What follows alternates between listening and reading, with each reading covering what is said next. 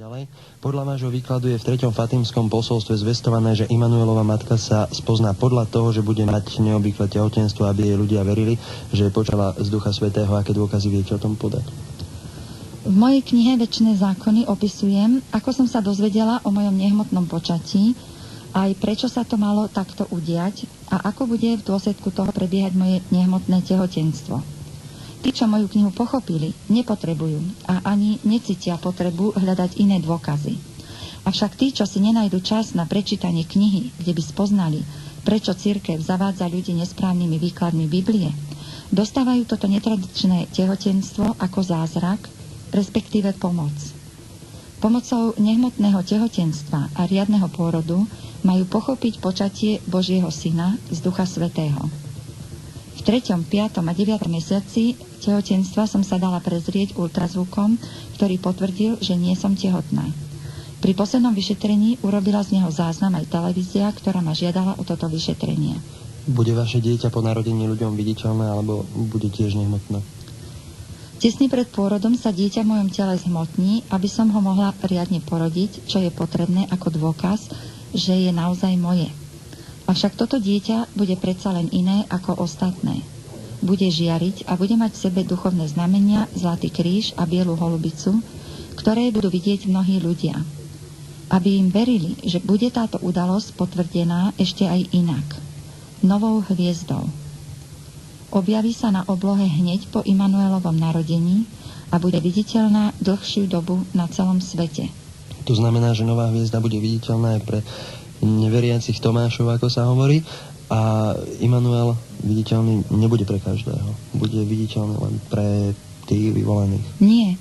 On bude viditeľný, on bude mať riadne hmotné telo, ale tie duchovné znamenia budú vidieť len určití ľudia, ktorí budú mať taký dar, ako kedysi mal prorok Ján Krstiteľ, že videl u Ježiša tieto znamenia.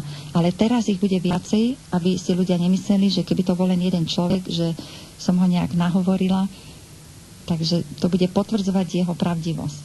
Teraz budem možno trošičku viac krutý. Nebojíte sa toho, že keď vyšetrenia nedokázali, že ste tehotná a porodíte, že svet vedy a techniky vás začne skúmať? Ako to býva, keď priletí UFO? No tak ja neviem, čo by mohol skúmať, keď riadne porodím, tak ja neviem, čo chce ešte skúmať.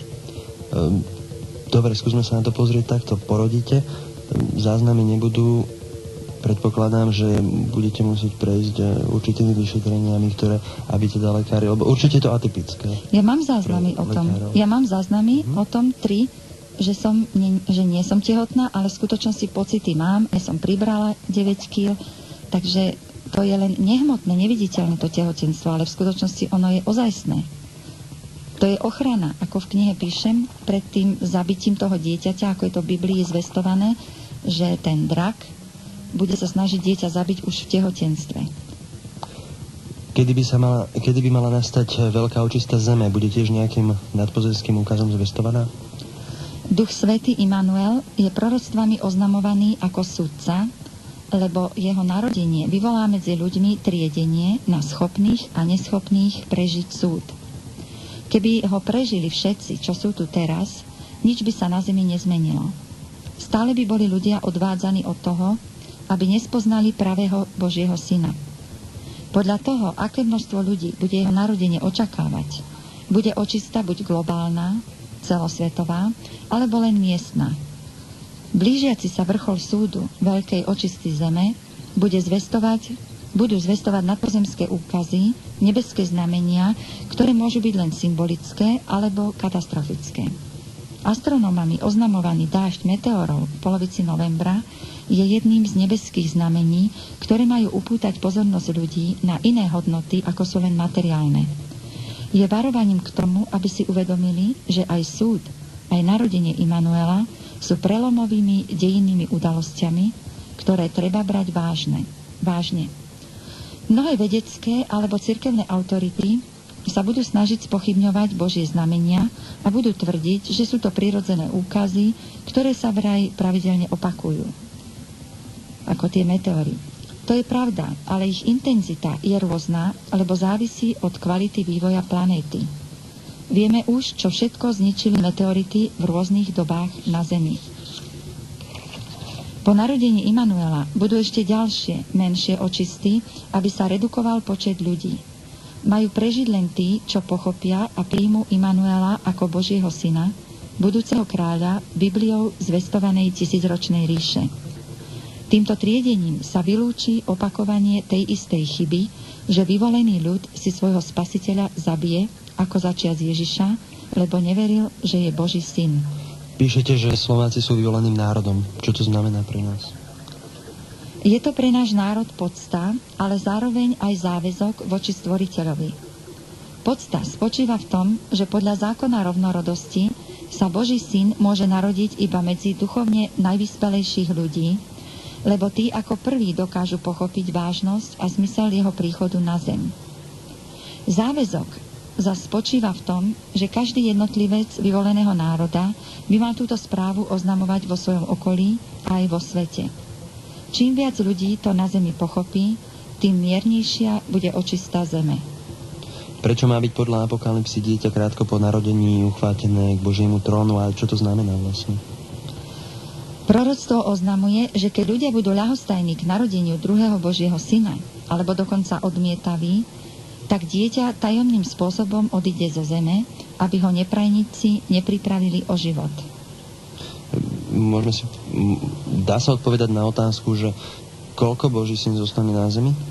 No, nedá sa to povedať, ale Izajáš tvrdí, že skôr ako by chlapec vedel povedať otče a matka, tak sa to môže stať, alebo skôr. No, ešte sú tam aj iné proroctvá, ale všetky hovoria o tej dobe, že maximálne rok, možno ani rok nie. Ale môže to byť aj skorej, môže to byť dokonca aj hneď po narodení, pokiaľ Boh bude vidieť, že ho väčšina ľudí neprijíma. Lebo ako som už spomínala, cirkev už teraz popiera jeho narodenie. To znamená, že je možné, že ho dokonca nikto nebude vidieť. No tak niekto by ho určite mal vidieť, keď sa riadne narodí, lebo potom by to bolo akoby nejaká taká, ako by som to nazvala, bolo by to sklamanie pre ľudstvo, takže určite krátku dobu tu bude, ale hovorím, môže tá doba byť mesiac, ale môže byť aj skoro rok.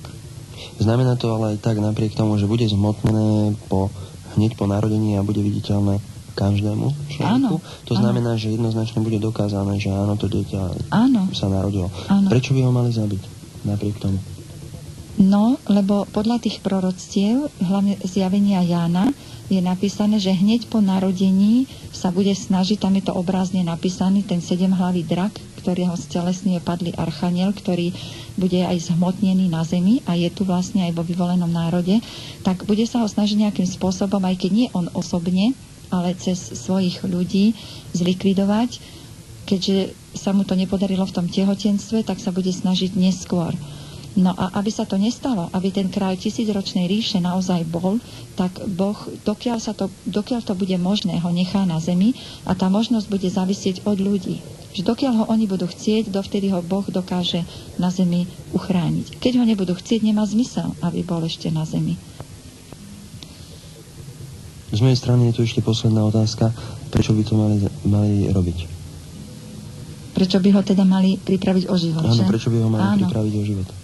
No, tak to tiež pokúsim sa tak jednoduchšie odpovedať. V knihe je to zase vysvetlené. Súvisí to s tou falošnou úlohou cirkvi. Že preto, lebo cirkev bude tvrdiť, že to nie je Božie dieťa. To sa stalo aj začiac Ježiša, keď tí farizeji, tí najvzdelanejší ľudia, ktorí poznali dobre starý zákon, tvrdili, že on nie je Boží syn, za to, že ich on kritizoval, tak vďaka ich duchovnej vyspelosti a ich autorite ľudia mysleli, že oni majú pravdu, tak prijali ten ich názor, že nie je Boží syn a sami si ho ukrižovali. A to isté sa stane aj teraz, keď cirkev bude tvrdiť, že to nie je Božie dieťa, tak sa nájdú ľudia, takí odvážlivci, ktorí si povedia, že tak idú ho zabiť, lebo to nie je Božie dieťa a v mene cirkvi ho teda budú chcieť takýmto spôsobom odpratať zo sveta.